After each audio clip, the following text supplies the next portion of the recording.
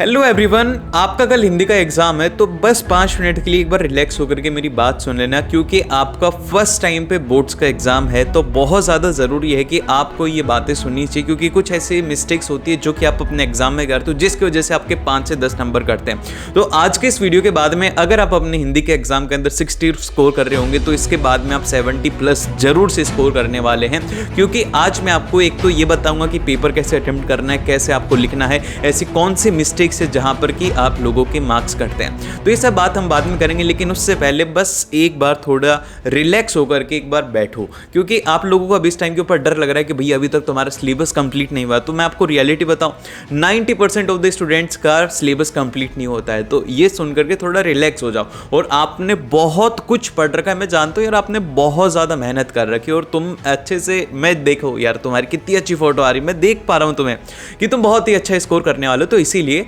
यही अपने आप के ऊपर विश्वास रखो कि जो मैंने पढ़ा है वही एग्जाम के अंदर आएगा। और इन सबसे ज्यादा जो इंपॉर्टेंट बात है ना, वो है आपका कॉन्फिडेंस। अगर आपके पास में कॉन्फिडेंस नहीं है ना, तो ये आपकी पूरी पढ़ाई खराब हो जाएगी। और आप अपने आप पर विश्वास रखो। क्यों नहीं है अपने आप के ऊपर विश्वास? तुमने बहुत ज्यादा मेहनत करी है यार, तो इसीलिए अपने आप के ऊपर विश्वास होना चाहिए। और लिखो इसी विश्वास के साथ में कि भैया आई विल स्कोर 75+ इन हिंदी, क्योंकि मैं आपको बोल रहा हूं कि अगर आपके अंदर ये कॉन्फिडेंस होगा ना, तो आप डेफिनेटली स्कोर करने वाले हो। और अभी इस टाइम के ऊपर नई चीजें उठाने की कोशिश ना करो, एनसीईआरटी की तरफ मत जाओ, ये जो लॉन्ग 6-6 घंटे की मैराथन है इनमें मत जाओ।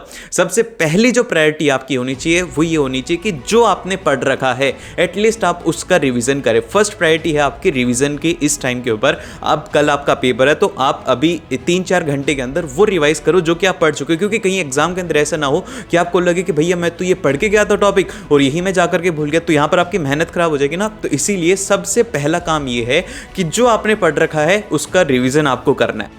तो फिर अब चलिए बात करते हैं कि आपको किस तरीके से पेपर को अटेम्प्ट करना है। तो सबसे पहली जो बात मैं आपको बताता हूं कि वो ये है कि आपको OMR फिल करने का अलग से टाइम मिलता है बोर्ड्स के अंदर, और उसी के साथ में आपको रीडिंग के लिए एक अलग से टाइम मिलता है, और फिर उसके बाद में आपको राइटिंग के लिए अलग से टाइम मिलता है। ठीक है, इन सभी के लिए अलग से टाइम मिलता है। 10 मिनट आपको OMR फिल करने के लिए मिलती है, 15 मिनट आपको पेपर रीड करने के लिए मिलती है, और 3 घंटे आपको लिखने के लिए मिलते हैं। ठीक है, अब ये है, लेकिन अब जो इसमें सबसे इंपॉर्टेंट है ना कि टाइम मैनेजमेंट बहुत ज्यादा इसका जरूरी रहेगा, तो वो मैं आपको एक बार बता देता हूं कि तो सबसे पहली बात तो ये है कि आपको पेपर किस तरीके से अटेम्प्ट करना है। आपकी जैसी इच्छा हो वैसा ही आपको पेपर अटेम्प्ट करना है। अगर आपका मन कर रहा है कि भैया मैं तो पहले लिटरेचर करूंगा, लिटरेचर करो। अगर आपका मन कर रहा है राइटिंग करूंगा, राइटिंग करो। बस इसमें ध्यान एक बात का रखना है कि अगर आपने सेक्शन ए स्टार्ट कर दिया है इस पेज से, तो इस पेज के अंदर 1 से लेकर के 14 तक के सेक्शन ए के ही क्वेश्चन होने चाहिए, और वो भी सीक्वेंस में नहीं। आपका मन कर रहा है कि फर्स्ट करूं, फिर उसके बाद 9 करूं, फिर उसके बाद 8 करूं, ऐसे भी कर सकते हो, लेकिन बस सेक्शन ए के क्वेश्चन होने चाहिए। ठीक है,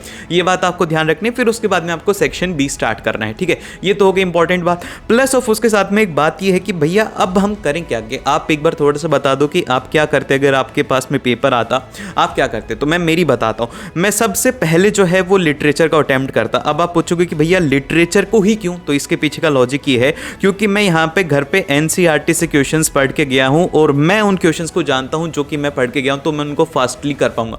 और वहीं पर अगर बात करें राइटिंग की, तो राइटिंग के अंदर क्या करना होगा, मुझे पहले सोचना होगा, फिर उसके बाद में लिखना होगा। और वैसा ही रीडिंग के अंदर भी होगा। रीडिंग के अंदर मुझे पता नहीं कि कैसे क्वेश्चंस आएंगे, तो इसीलिए मेरा जो सबसे पहला अटेम्प्ट रहेगा वो रहेगा कि आप लोगों को भी यही करना है कि सबसे पहले लिटरेचर को अटेम्प्ट करनी, लिटरेचर वाला पार्ट, फिर उसके बाद में आप राइटिंग वाला पार्ट अटेम्प्ट करना, फिर देन ग्रामर के बाद में फिर आपके पास में रीडिंग में खूब सारा टाइम बचेगा। अब बात कर रहे हैं टाइम की, तो टाइम हिंदी का पेपर है और मोस्ट ऑफ द स्टूडेंट्स का पेपर छूटेगा, तो ये बात ध्यान रखनी है आपको कि ये गलतियां नहीं करनी है। सबसे पहली बात तो कि आपको एग्जाम के लिए 180 मिनट्स का टाइम मिलेगा, लेकिन आपके पास बस 170 मिनट होंगे। 10 मिनट आपको पहले ही कम कर देने। वो जो 10 मिनट है ना, वो आपको है ना उन 90% ऑफ द स्टूडेंट्स से आगे लेकर के चले जाएंगे जो कि लास्ट तक पेपर लिखेंगे। लेकिन आपकी ये जो 10 मिनट है ये आपको +5 मार्क्स दिलवा देंगी, क्योंकि यहां पर आप ध्यान से देखो कि यहां पर है ना ये जो 10 मिनट है ना, ये आप किस में लगा रहे हो, ये रीचेकिंग में लगा रहे हो। जब एग्जाम खत्म होने वाला ना, उससे 10 मिनट पहले पहले आपको रीचेकिंग करनी है, खास करके स्पेलिंग्स की, क्योंकि हिंदी का पेपर है और हिंदी के पेपर में सबसे ज़्यादा जो गलतियां होती है वो होती है हमसे स्पेलिंग में।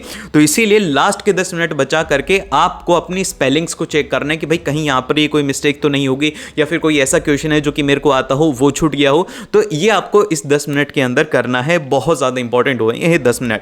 फिर इसके बाद में जो अगला है कि अब आपको सेक्शंस को किस तरीके से अटेम्प्ट करना है। तो देखो सबसे पहला जो है वो है आपका सेक्शन ए। इसको आपको कोशिश करनी है कि आप इसको 50 मिनट्स मतलब कि नियरली अबाउट 1 आवर के अंदर अंदर कंप्लीट कर दें, क्योंकि देखो इसमें आपको रीडिंग सेक्शन है, रीडिंग सेक्शन में हो सकता है कि 20 मिनट का टाइम लगे और ग्रामर के अंदर आपको 30 मिनट का टाइम लगेगा ही नहीं।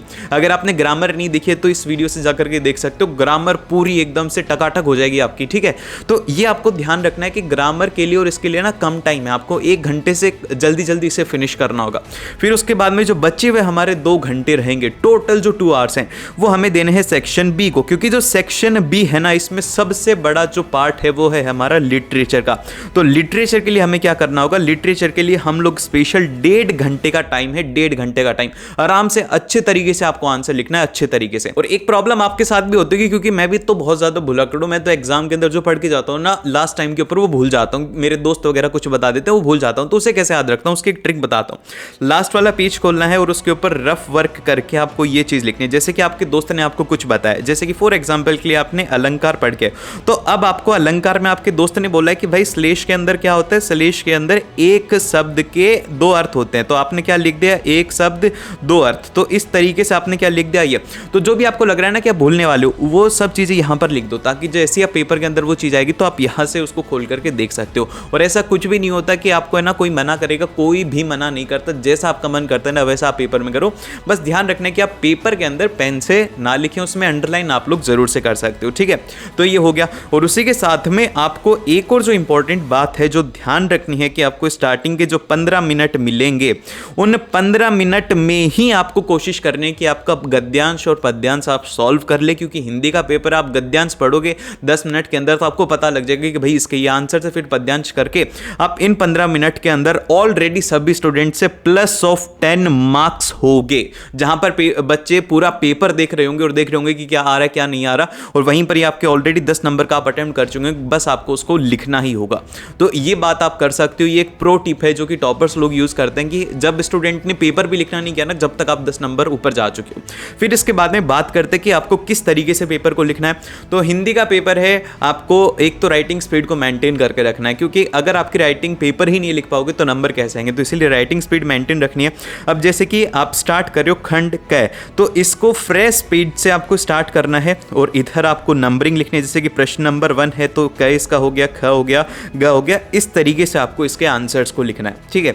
ये तो हो गया आपका, जैसे कि ये राइटिंग वाला सेक्शन इन्होंने लिखा हुआ है, जैसे कि लिटरेचर वाला है वो ये लिखा हुआ है, तो इसी तरीके से आपको भी अटेम्प्ट करना है। एंड जैसे कि आप खंड ख कर रहे हो, अब पहले दूसरा आता था, पहले खंड ख के अंदर जो क्वेश्चंस थे जैसे कि जो पठित गद्यांश थे उसमें 2-2 नंबर के क्वेश्चन होते थे, और अब की बार क्या हो गया कि 1-1 नंबर के क्वेश्चन है एमसीक्यू।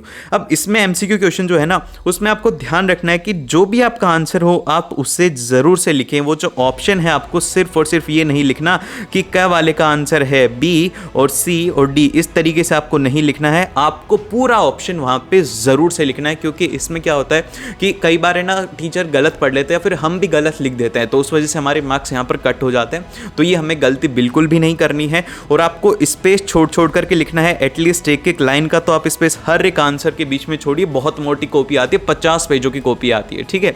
और फिर इसके बाद में जो नेक्स्ट है कि कुछ गलतियां हैं जो कि आपको नहीं करनी है, जिसमें से सबसे पहली जो गलती है वो है कि क्वेश्चन को बड़े ही ध्यान से पढ़ना, क्योंकि कई बार ऐसा आता है कि निम्नलिखित कथन में से कौन सा असत्य है, ठीक है। तो हम क्या करते हैं कि फ्लो के अंदर फर्स्ट वाला क्वेश्चन ही सही, मतलब फर्स्ट वाला ऑप्शन सही दिया होता है और उसे मार्क कर देते, तो वो गलत हो जाता आते हुए भी। तो इसलिए ध्यान रखना है कि आपको क्वेश्चन को ध्यान से पढ़ना है, और खास करके जो चॉइस वाले क्वेश्चंस हैं कि अगर आप लोग पत्र लिख रहे हो, औपचारिक लिख रहे हो, तो औपचारिक का आपको आना चाहिए, आपको पता होना चाहिए कि इसके बाद में ये पॉइंट अटेम्प्ट होंगे, ये नहीं कि आपने आधा कर लिया फिर उसके बाद देख रहे हो कि यार ये तो आ ही नहीं रहा। तो इसीलिए सबसे पहले ये देखना कि क्या आप उस क्वेश्चन को पूरा कर सकते हो, आप पढ़ के आए हो तो ही उस क्वेश्चन को अटेम्प्ट करना है, या फिर उसके चॉइस वाले में आप ध्यान रखना।